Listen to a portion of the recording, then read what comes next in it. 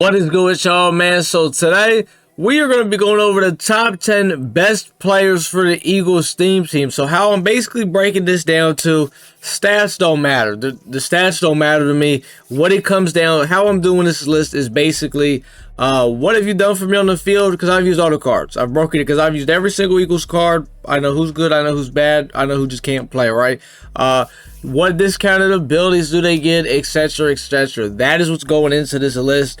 So enough of the talking, let's just go ahead and get right into it. Number 10, we got Keith BYARS. Now, if we would have did this list about a week ago, or maybe about 2 weeks ago when he first came out, he would have been probably way lower on the list. He definitely would not have been at 10, but, you know, since we got LeSean McCoy, things happen. He's still a really good card. It's just really... LeSean McCoy is way better. LeSean McCoy gets evasive. I'm not a fan of, you know, armbar or bulldozer this year, which are kind of his main abilities. Tank isn't too bad on him, but I feel like jukebox is really the wave this year. And with McCoy coming out, you know, BYARS is not bad. He still sometimes gets on the field for me, gets touchdowns, and he comes on the field and makes plays. He's pretty good still. I'm not gonna lie to you. If you cannot get LeSean McCoy, but that's why it's a 10, strictly because it's shady. And number 9, we got DeVonta Smith. Now, some people, this one might be a little mixed opinion. Some people might think he always should be a lot lower. I think he's in the right spot personally. It's like he gets slot apprentice for 1 AP, which is a big W. I'm not gonna lie to you, but like I said, this is my list, and me personally, I don't really run 3 receivers. So, like, sometimes he's in the slot though. That's why I do have slot apprentice. When I audible to certain formations, he does end up in the slot.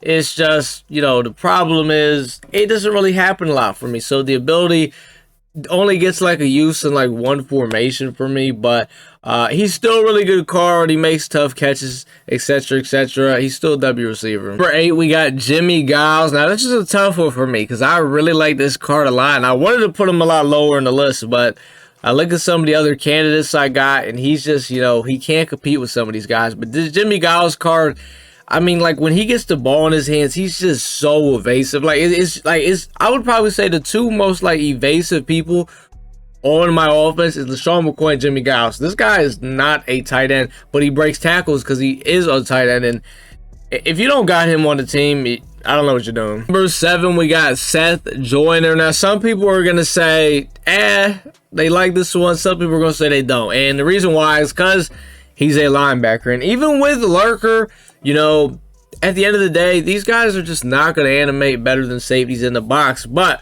when he does animate, gets 1 AP Lurker, by the way. When he does animate, it's disgusting. The guy is jumping out of the gym. But for the most part, for me, I got to say, SETH JOYNER has animated pretty good. Now, that's the thing this year. I feel like some linebackers with Lurker, they are just not going to do anything. Bobby Wagner, for example, some guys, they're going to do it all. SETH JOYNER, literally, he just always animates for me.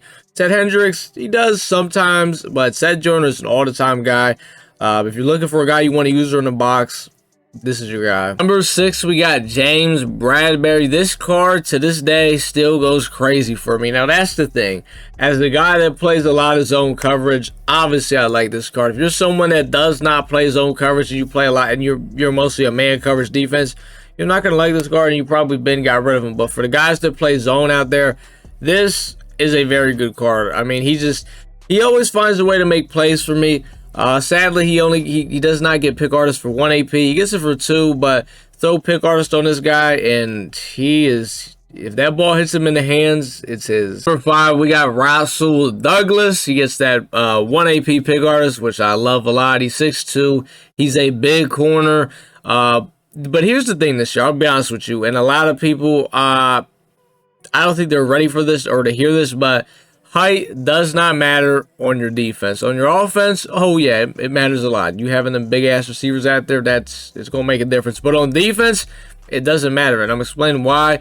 But you could have a 6'4" corner out there, but if he does not jump, guess what? It doesn't matter, and that's one of the biggest problems in this game. Guys not jumping. So, you know, RASUL Douglas being 6'2" is cool and all, but, you know, if he doesn't jump for the ball, it doesn't matter. What you're going to see on this list coming up, a way smaller person that is easily my best DB on the field. But Douglas is still really good. 1 AP pick artist. I love him. And here he is right here. Number 4, CJ Gardner-Johnson. 5'11". He's my best DB. He is the best DB I have used this year. 1 AP pick artist, by the way. Thank God. I love my 1 AP pick artist. This card right here, easily the best DB I've used all year. He's only 5'11". Mind you, I also use Eric Allen in the slot, who's 5'10". I use smaller players. Height does not matter on defense this year for your DBs. If they don't jump for the ball, guess what? It doesn't matter then. See the CJ Gardner-Johnson card. If you have Eagles Steam Team and you do not have him, I don't know what you're doing. Now, personally, I play him at a strong safety. I do not play him at free safety. Put this guy in strong safety and let him go to work. Number 3, we got KEARSE.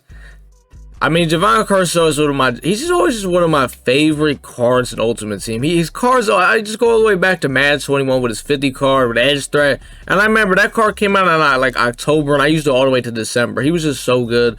Like, KEARSE cards play great. Like, this is a guy I know when I need a sack, he's going to give me a sack. I got Edge Threat on him, and I'll be honest, power him up and get that 0 AP Speedster. I don't, really know what it does, but he gets a lot of sacks. So mix those two together, and you got yourself an unstoppable Edge Threat. Number 2, we got one of our newer cards, just got this week, LeSean McCoy. This card, I mean, I gotta say, didn't think McCoy was gonna get a card this year. He gets one, and he's amazing. He's the fastest player on my team. If you give this guy just a little bit of room, you could easily be giving up a touchdown because he's so fast, and we get to that 1 AP evasive. So you can't give him any room in the open field, or you're giving up a touchdown. For anyone that runs the ball a lot, I know you're loving him. Even if you pass the ball a lot, throw him the ball in open space and let him just make a play. Number 1. At this point, you probably saw this one coming. Harold Carmichael. I mean, it's a 6'8", 92 speed receiver. I mean, 1 AP deep at elite. This guy, basically, if you're just bagged out of your mind, nothing's open, you're boxed, you don't know what to do, just highball it for Carmichael, and you got a 50-50 chance of probably not only getting a first down, but probably getting a touchdown. So that is why this card has to be put at number 1. He is just absolutely broken. I mean, like I said, a 6'8" receiver. The guy's 225, and I don't think a lot of people notice, but he's kind of evasive in the open field. Sometimes I throw this guy a screen or two. He's definitely gonna break a tackle, but I'm talking makes a guy miss, and then he's so fast, he's going all the way downfield. You're not catching him. So this card is easily the best card for the Eagles Steam Team. This is like the card, like a lot of these cards that say you gotta have. If you have Eagles Steam Team and you don't have him, then I truly do not know what you are doing. But that was the top 10 best players for the Eagles Steam Team. If you think there was somebody that should have been on here that wasn't on here, let me know who you guys would like to see on here. Obviously, some honorable mentions I could say. We got, what's his name? New card, we just got the new Fletcher Cox LTD. He's really good. I'm not gonna lie to you, he's an honorable mention, but I wasn't gonna put him on here. Jordan Poyer has his times for me. People saying Michael Vick, absolutely not. I know Jalen Hurts did just get a Series Redux. Let me know if any of you guys went back to Jalen Hurts. His release is better than Michael Vick's. Obviously, he doesn't get 7 feet lead, but he's got generic 3, which is a way better release. Let me know, like I said, what you guys think about the list. If you think someone should have been on here, they weren't on there. How you running the theme team? How's the theme team looking? What overall with you? Leave a comment down below, all right? Just leave a comment, drop a like, and that's pretty much going to do it, man. Your boy is out.